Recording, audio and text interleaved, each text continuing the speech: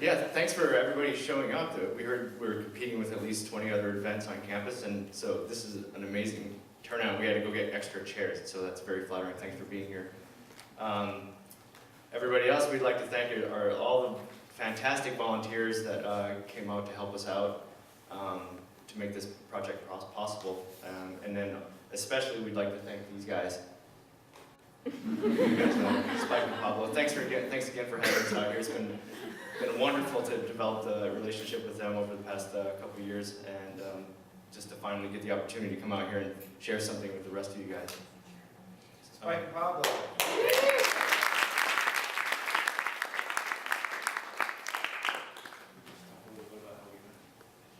That sounds good. So when we were here last, we gave a talk that was maybe 30 or 45 minutes. I think tonight we're going to keep it to 20 minutes and try to focus less on our previous work and more on the process of this piece that we just finished. How many of you, show of hands, were at our talk last year? Okay, well maybe we'll give a little bit more information.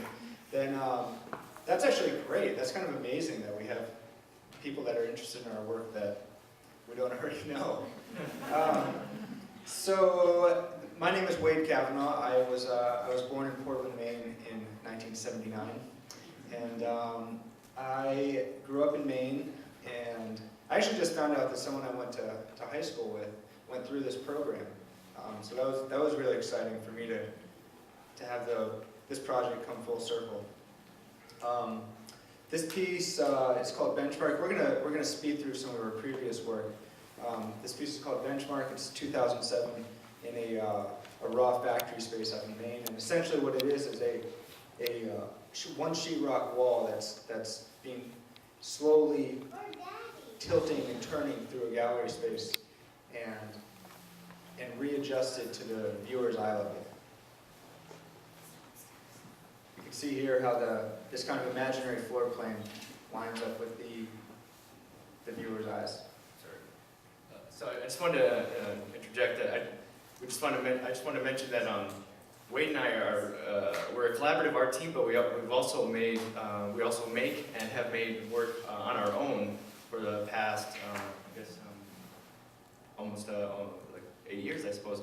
So we have kind of two parallel art practices, and kind of the format of what we're going to be sharing with you is Wade's going to introduce his solo work, I'll introduce my work, and then we'll talk about how we came together. I think I just introduced my solo work. It's kind of boring. Let's talk about the collaborative stuff. Here we go. Here's Stephen's. This is a work that I did out in Seattle, a sculpture space called Suyama Space. This was, again, a kind of, I guess this is sort of another temporary wall project, slightly different than Wade's, but I guess there are actually a lot of similarities if you look at them side by side. There are holes also in this wall, and the kind of general idea of this project was to convey the sense that a flock of birds had flown in through the space, through the wall, and then kind of smacked into a second wall where they didn't penetrate. There's the backside with all the blow-ups. Looking through a hole. And then these imprints, which were made from gypsum dust from the sheetrock, coated on a feather, and then the feather was simply snapped against a black flat paint wall and just kind of stuck there like an image. So Wade and I first met at a place in Brooklyn, a studio building where it was both of our first studios. We both recently moved to Brooklyn, New York, and Wade from Maine, and I most recently from Victoria, British Columbia. And we were kind of setting up our studio practice in Brooklyn, and we found this like really cheap place to rent studio spaces. And the catch was that they weren't really they didn't really exist yet. They were sort of, you had to have kind of faith in the floor plan of this guy, and he said, well, okay, there's this kind of massive, nasty basement, and it takes us down, or it took me down actually first. This is a little bit before I met Wade, and he sort of showed me on a map where my space would be, and I made an understanding with him, an agreement, where I would build the space out myself to help kind of reduce the expenses in rent. And then I saw this guy come down, and it was kind of a lonely, dark, deep corner of this huge, nasty basement. And then I saw this guy coming down every once in a while, like for about 2 weeks, coming past my studio looking really disappointed. Yeah, okay. So when I talked to the same guy, and he was like, oh yeah, here's this theoretical floor plan, sign the lease, blah, blah, blah, it's this much a month. I was like, that's fantastic. I can build a studio here, no problem. What I didn't realize is that Stephen was going to get there a week before me and move all of the crap that was in his space and put it in my space. So when I got there, there was like an oil drum, there was like old bathtubs, and there was no light down there. So it was like we're working essentially by a clip light and a 100-foot extension cord. And, that said, Stephen kind of owned what he did, and said, I'll help you move that stuff over to this person's space.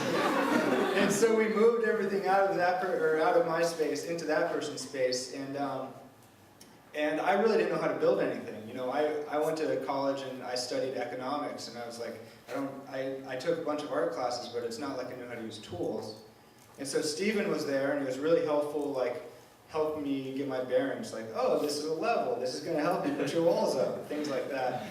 And so, you know, immediately though, you kind of know when you meet someone or you start to work with someone, if things are easy. You know, like, sometimes you work with someone and you have to explain something 4 times to get what you want. Sometimes someone kind of intuitively understands what needs to happen here. And so that's the way that working with Stephen was. And so I guess this is sometime in 2004, maybe fall of 2004, just after I'd gone to Brooklyn. This woman who I'd known from Maine was running an alternative art space in Portland, Maine. She came down, she did a studio visit, and said, I'm sponsoring a series of collaborations for the next year. Would you be interested in doing one? And I thought immediately, yes. I've had these great conversations about art with Stephen. Maybe he'd be interested in collaborating.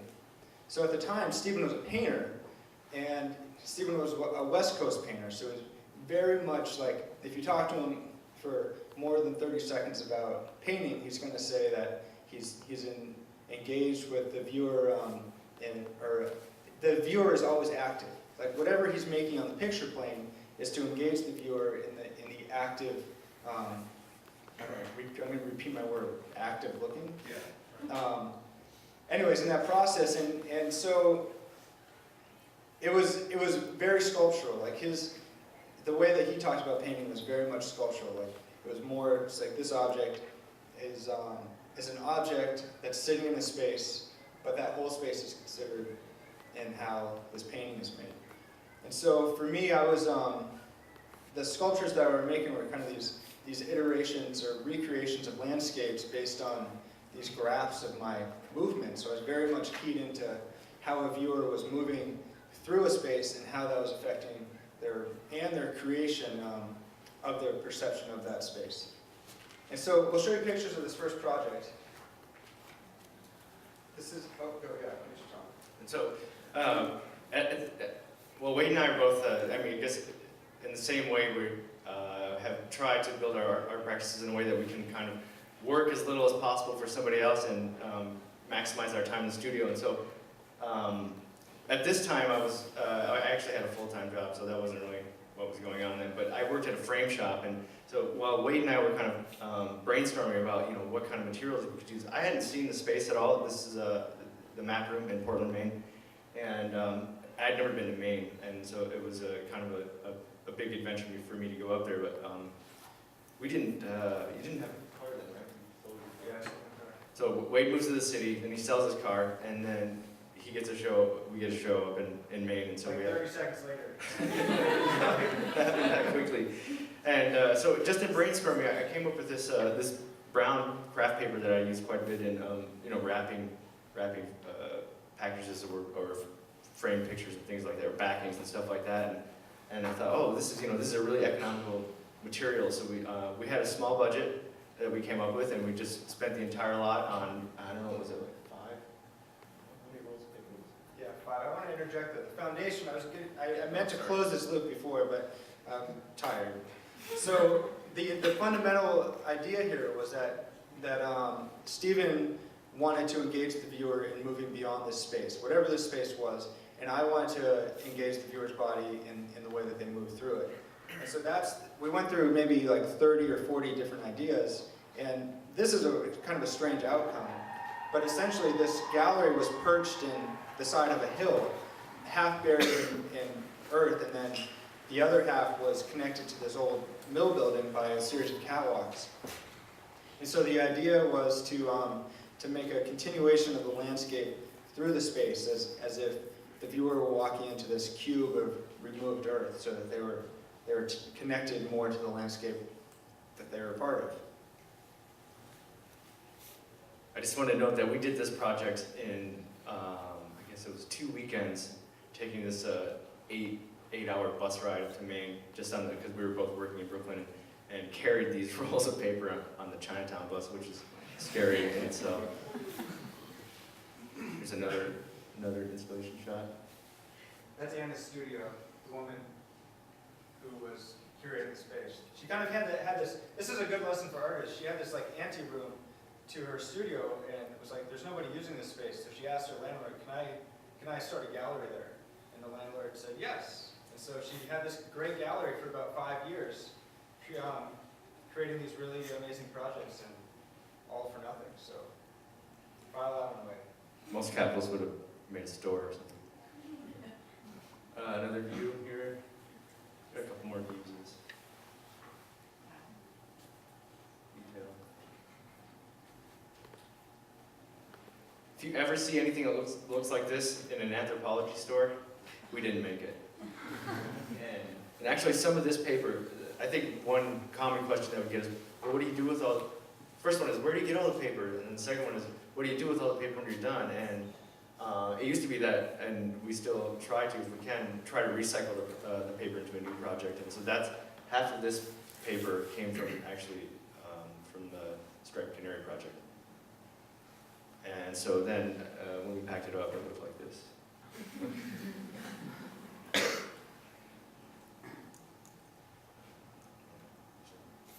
So then actually the next project was kind of just a really direct enlargement of the beams, and so that's this project here. I'd say that this was also another difficult project logistically. I mean, we learned quite a bit.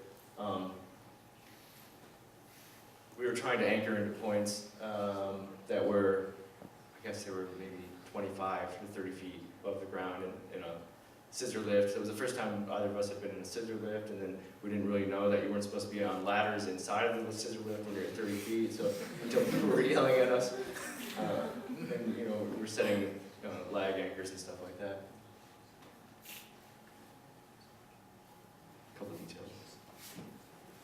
A lot of details.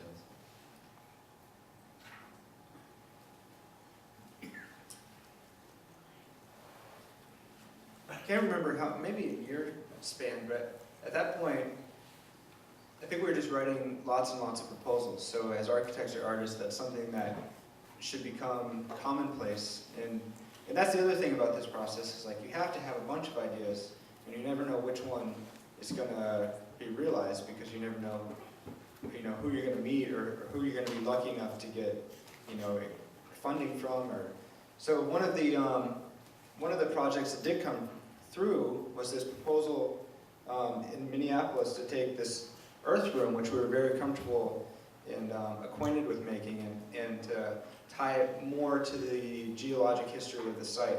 And so what we did is we proposed to make this earth room, and then over the course of the week, make a time-lapse documentation of a glacier coming in and changing the earth room.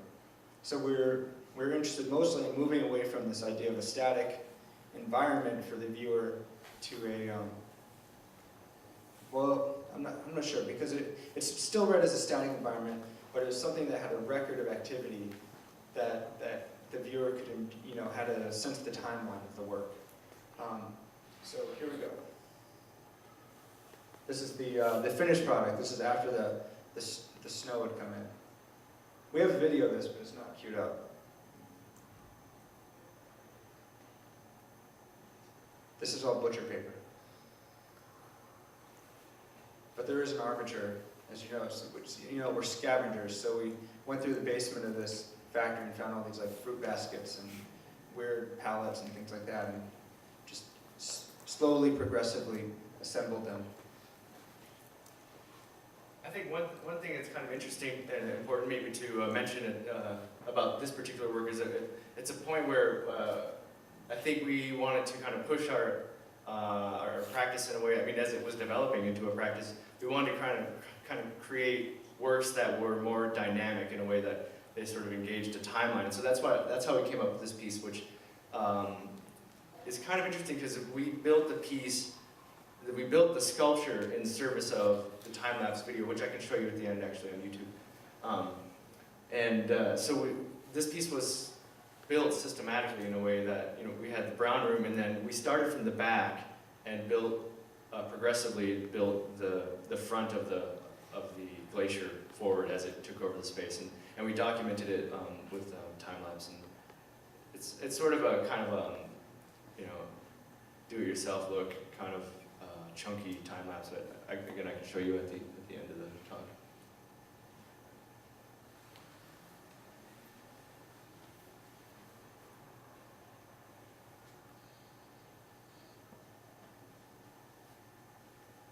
So this is a piece, again, this is probably the second time that we used, we're thinking about trees. This particular project, we were invited out to a small art museum where I went to school in Victoria, British Columbia. And so one thing that we were trying to do in this piece is kind of extend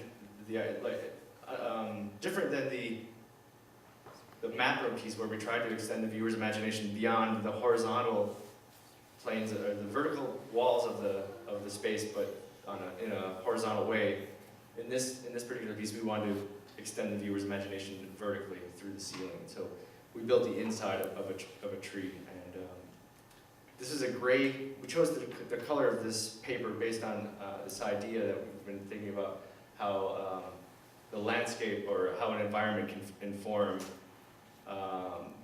either your perception upon an object or externally on another environment. Yeah, this is one of those pieces, I think, one of the things you start to recognize as an artist or an architect are your personal biases. And so we were both living in Brooklyn and very much absorbed in architecture, looking at architecture, being involved in the built environment, building out spaces, changing spaces. And this is one of those proposals that we made from that environment. And I think we realized when we got there that we kind of missed it. The name of this piece was Ingrowing, as if the gallery had come along generationally and replaced the architecture of the tree. But when it got down to it, we had a similar talk before the work as we're doing tonight, and we're sitting in the hotel trying to come up with what is it about this piece that's important. And we kept coming back to this phrase, the experience of green, the experience of green. The basic idea that the viewer is a projector, so they bring their experience into an artwork, they project that experience onto the artwork, and then somehow, hopefully, there's a flip that happens where the artwork then becomes a projector on the viewer, so that when the viewer leaves the museum or the gallery space, there's some change in perception, or maybe a visual language, something in their vocabulary has changed. And so we realized that we should have called this piece The Experience of Green, because what we really want to convey was the absolute lushness of Vancouver Island. It's overwhelming. If any of you have been out there, you know that it's very different from anything that we experience on the East Coast or the Rust Belt or the Midwest, wherever we are. Pablo says Rust Belt. Is that right? Rust Belt. So again, there's a seed. And then I think we went back after this project. We had done the Soap Factory Glacier, we did this project, and then we did a piece of Lower Manhattan that Steve and I think we didn't sleep for 4 days straight. I was essentially hallucinating at the end. Like, Stephen came over and I was like putting paper together and it looked like Medusa. It was just like worms coming out of this thing. It's like, dude, you need to take a nap. And you know, it was like one of those, I think I said to someone, I can't remember who it was, but I was like, well, we really want to make sure this goes well. This was out here last night. I said, we really want to make sure this goes well. Have you ever failed publicly? It really sucks. Like once you do that once, you don't want to do it again. So we're gonna take that seed, the experience of green, skip a project that we don't want to show you because it's embarrassing, and then go forward about 2 years.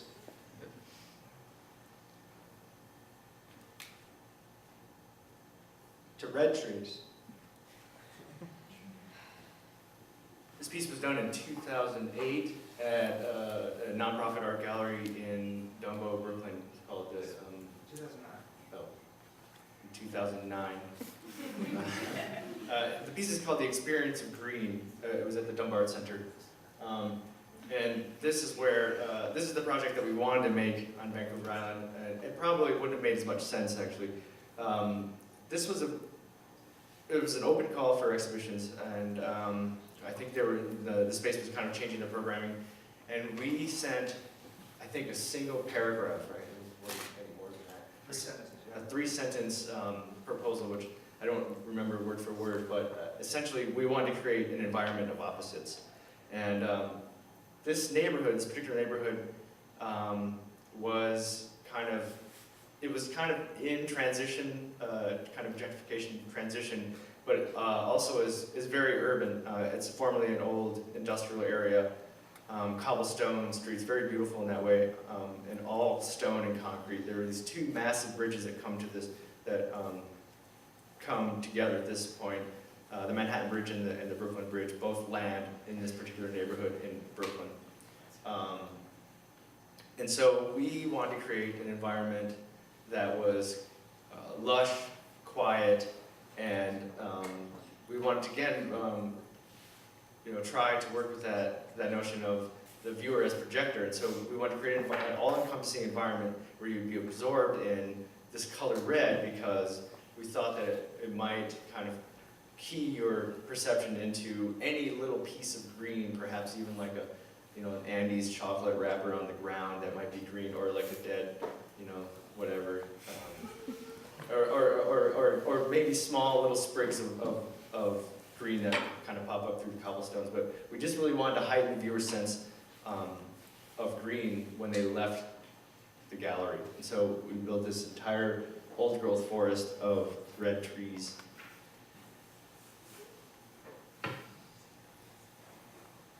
Yeah, the basic idea is that, obviously green is symbolic of life, which is very opposite of the stone, very industrial, austere neighborhood.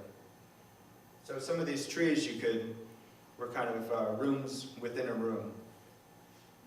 You could go inside of them, you're totally removed from the train, rumbling over your head, and then you had these small vantage points where just like the gallery lights were coming in and filtering through the object. So I'm sorry, I can't keep a straight face. Pablo showed us this great thing where you can see the slide next of what's about to come. And so we should... And so after the deinstall, the paper just literally got vomited out of the front door of the gallery by about 30 volunteers into the street, into the back of this truck, around the corner, into this warehouse where they put it into a compactor and just went boom, boom. And that was like the entire project got compressed into these 3 blocks.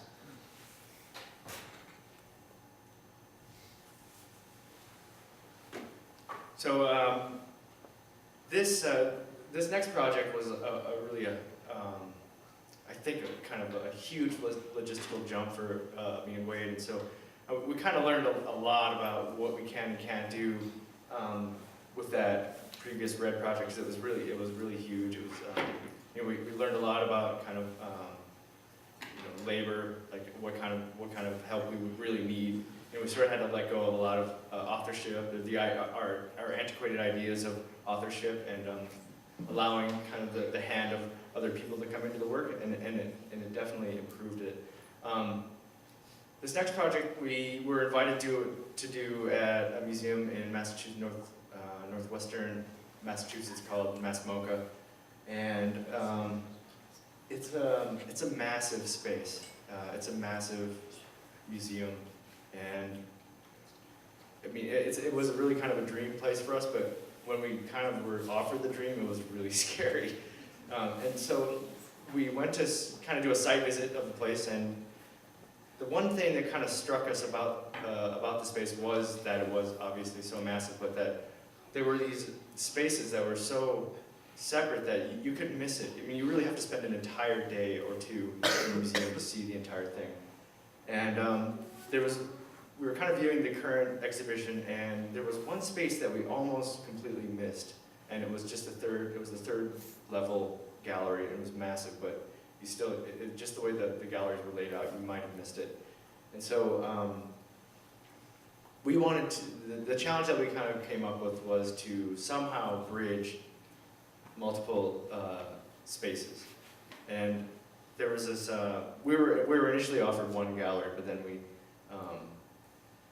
we asked if we could have two galleries, which is like, was crazy, but we were granted two galleries, one above and below the other.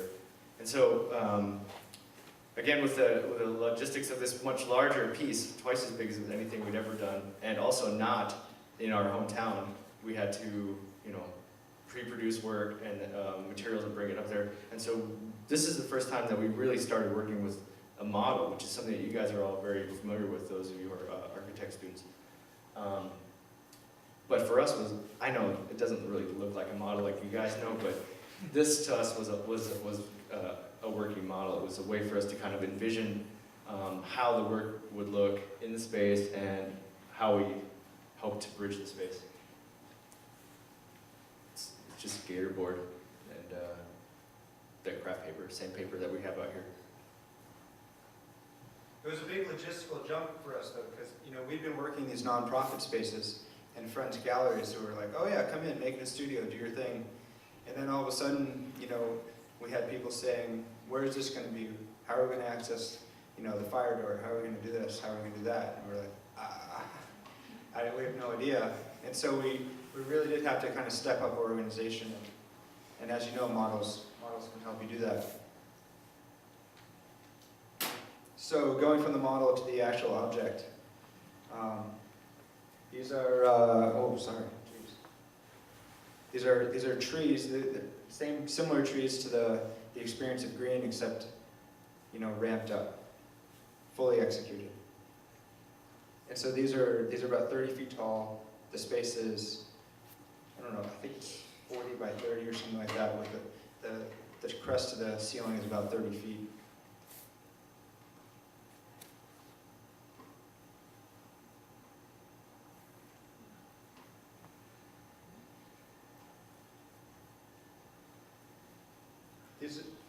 These come across as being really kind of polished and finished, but it's important to get back to the fundamental idea that when Steve and I are working together, we're essentially making a giant drawing. So we go into a raw space, and the best thing about last night's talk, but I don't know if you guys agree, but when, it's Terry, right? Keith read the building. Did you guys like that part where he's like, ooh, I can't do that. I don't know. You know what I mean? Where he's like, da-da-da, ba-da-da-da. He's like, I just thought that was amazing. And so it's like, I feel like our process is much, much slower than that. It takes Steve and I a long time to get accustomed to what's going on. But you see that this is us building the armature, and it's just made up of these small, like 4-foot 2x4 pieces. And so you can put them up, take them down, put them back up, and a lot of these objects got moved around the space. Even though we made a model, things still didn't feel right here, there, so we had to take it down, start over. In this project, I think we had 3 or 4 weeks, so there wasn't quite the time project as we were dealing, or the time crunch that we were dealing with out here. So this is the bones of the project, just 2x4s. And then these are strips of Nguyen again. Remember that seed from 2005. Well, this is one of those projects where like, I think we've dealt with that problem before.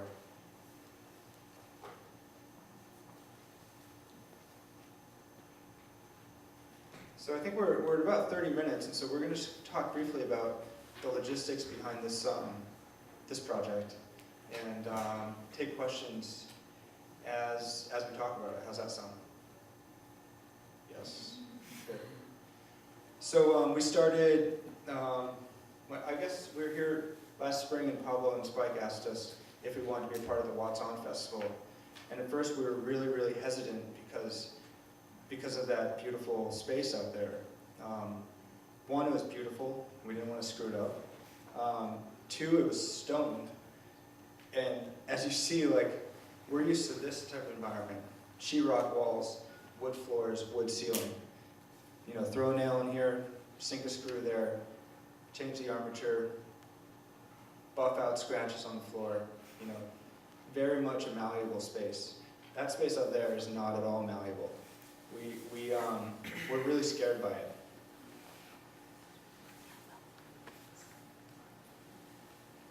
So again, one of the things that we learned that was really helpful from that Mass MoCA project was that we have to make that place, the Carnegie Mellon space is huge. We have to make a model, and so that's what we did. We spent time actually investing in making what we think is a nice model, but it wasn't made on a laser cut or anything. So,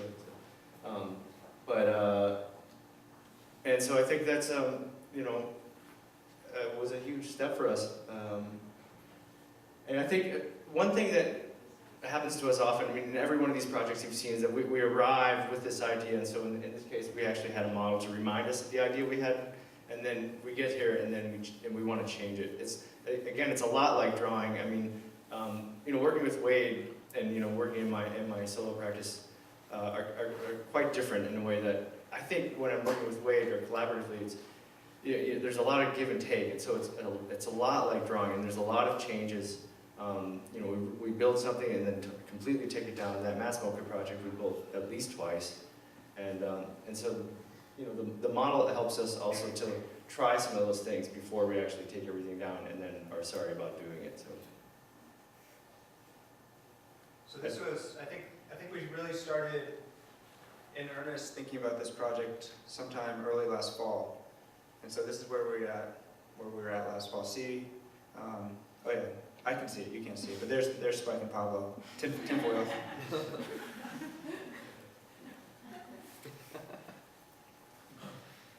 So we kind of approached this project in a very kind of playful manner, and also in a way that, like, when we're in the studio, Wade and I have lots of fun. I mean, as you can imagine, we have bulk amounts of our favorite material, and we can do anything we want with it. And so, we can get really playful with it.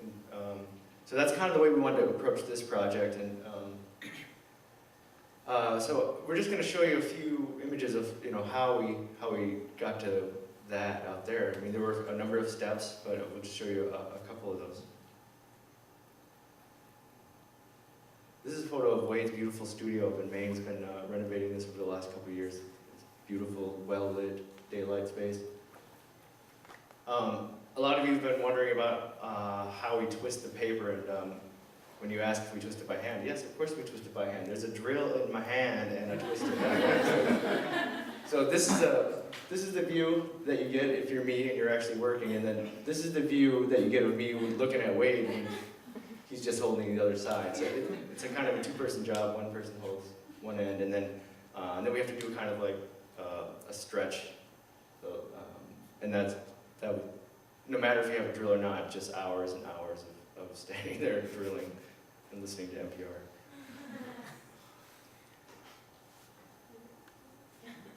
Oh, well, okay, so we should just say that the name of the piece out here is called Tug of War.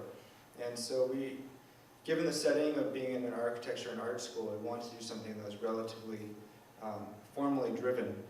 And so we're just thinking about this, trying to think about the space as if we were architects. We just saw this giant void, and I think when architects create giant voids, they think of this space as they don't see it as a giant void. They think of it being pregnant with possibility. And so we wanted to try to activate as much space as we could, and just use the elements of drawing, which is at its most fundamental line. And so we thought about just using line. How can we make a drawing that's going to engage as much of the building as possible? And so we came up with the very simple idea of pitting a tug of war, two sides of the building against each other.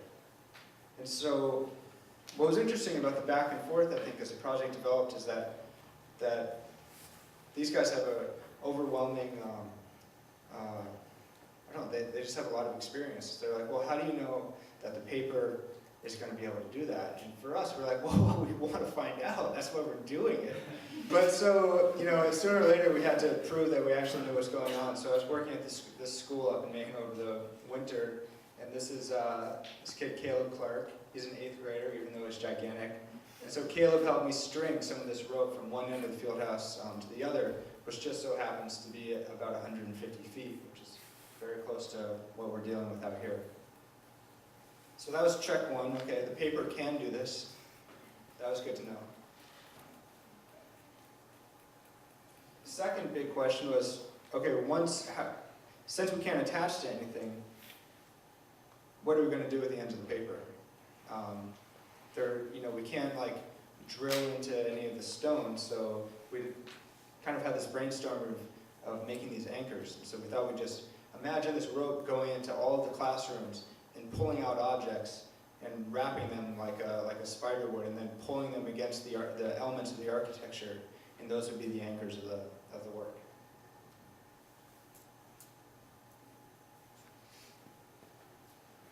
So this is a studio shot of Brooklyn. We were working in two different studios, Maine and in Brooklyn. We were both going back and forth because we were working in different situations. So this is the Brooklyn studio where most of the original anchors came from, and we started kind of enveloping them with our rope to see what it would look like. And then we went back up to Maine and did another test with with a chair. And that's kind of where the model for the piece that you see out there is actually. So then we gather up all our goods and we fill up the truck and we head to Pittsburgh. So after a 14-hour drive from Bethel, Maine, we arrive here and we find some excellent helpers, and we quickly unload the truck, and then we had people right away started stringing some of the ropes together. It was kind of a surprise because we sort of anticipated arriving and getting to a hotel, having a sauna, and then dinner and martinis, but then we just were forced into work by Pablo and Spike. So then we found some help. But you can see here, that paper, it's really strange. I mean, it's very interesting, actually. We've been learning a lot about the paper in all kinds of conditions, and when it's wet, when it's moist, it's actually, I found that it's much stronger than it is when it's dry, because it just pops, it breaks. But in any case, when we twist it with the drill, we have to pull it, and you guys may have seen how some of the lines have sagged a little bit over time, and so what we're doing here is just trying to stretch it out preemptively. And that brings us to kind of a little preview. If you walked through the building with your eyes closed, or you came in this back door and you haven't seen the project, then this is one view you might get when you finally actually see the thing in person.